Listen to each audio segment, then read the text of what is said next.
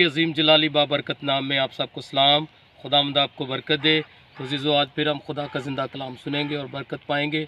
तो आज हम वर्स देखेंगे इमसाल की किताब, उसका 18वां बाब, जहाँ पर लिखा हुआ है कि खुदावंद का नाम मुहक्कम बर्ज है और सादक उसमें भाग जाता है और अमन से रहता है। आमीन।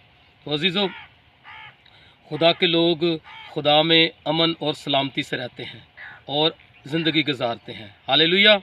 तो अज़ीज़ो, खुदावंद का नाम जब हम लेते हैं, खुदावंद का नाम जब हम पुकारते हैं, खुदावंद से जब हम दुआ करते हैं तो हम महफूज होते हैं। तो हमें क्या करना है? हमें दुआ में वक्त गुजारना है, हमें खुदावंद का नाम लेना है। जब हम खुदावंद को पुकारेंगे, खुदावंद का नाम लेंगे, खुदावंद में वक्त गुजारेंगे तो हम महफूज रहेंगे। हालेलुया। तो अज़ीज़ो, मेरी ज़िंदगी का एक्सपीरियंस है कि जब मैं दुआ जारी रखता हूँ तो मेरी ज़िंदगी के अंदर जो मामलात हैं, जो चीज़ें हैं, वो बहाल रहती हैं और उनमें बढ़ोतरी आती है और मुझे कोई फ़िक्र और कोई बोझ महसूस नहीं होता और कोई परेशानी नहीं आती, क्योंकि खुदावंद अपने लोगों का बोझ उठा लेता है और खुदा के लोग खुदावंद में जो है वो महफूज रहते हैं और अमन से रहते हैं। उन्हें कोई मुश्किलात, कोई परेशानी जो है वो नुकसान नहीं दे सकती। यीशु मसीह ने भी कहा कि मेहनत उठाने वालों और बोझ से दबे हुए लोगों, मेरे पास आओ, मैं तुम्हें आराम दूंगा। तो खुदावंद हमारा बोझ उठा लेता है। तो अज़ीज़ो, हमें दुआ करनी चाहिए ताकि हम खुदावंद में महफूज रहें और खुदावंद में अमन के साथ रहें। अगर आप अमन के साथ ज़िंदगी गुजारना चाहते हैं, महफूज ज़िंदगी गुजारना चाहते हैं, बेखौफ ज़िंदगी गुजारना चाहते हैं, तो फिर दुआ करें। हालेलुया। हमने दुआ करनी है। तो जब आप दुआ करेंगे तो आप खुदावंद में महफूज रहेंगे। तो अज़ीज़ो, हम देखते हैं एक ख़ातून जो दुआ करती थी, बहुत दुआ गो ख़ातून थी, और वो एक दिन ड्राइव करके आ रही है। तो क्या हुआ कि उसके पीछे एक ट्रक वाला जो है वो लग जाता है और वो जिधर जाती है उसकी तरफ जाती है और वो देखती है गाड़ी में और परेशान हो जाती है।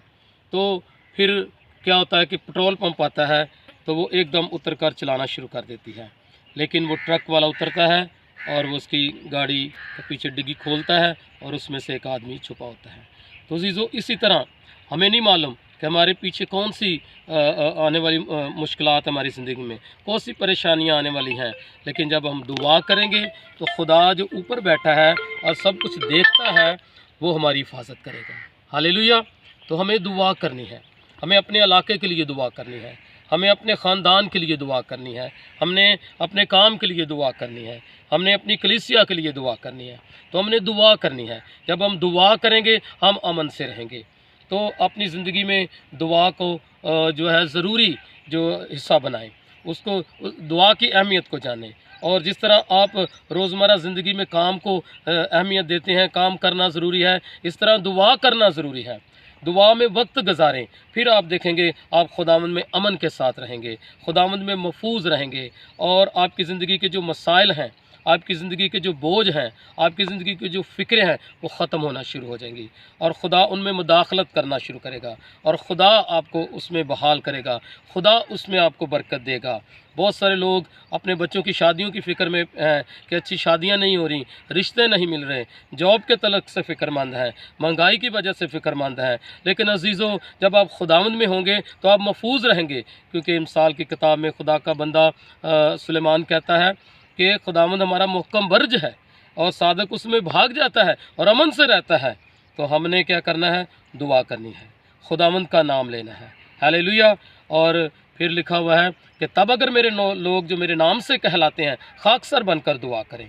हमने खाकसर बनकर खुदा के हुजूर में दुआ करनी है और आप देखेंगे आप अमन से रहेंगे और बरकतें पाएंगे। आमीन।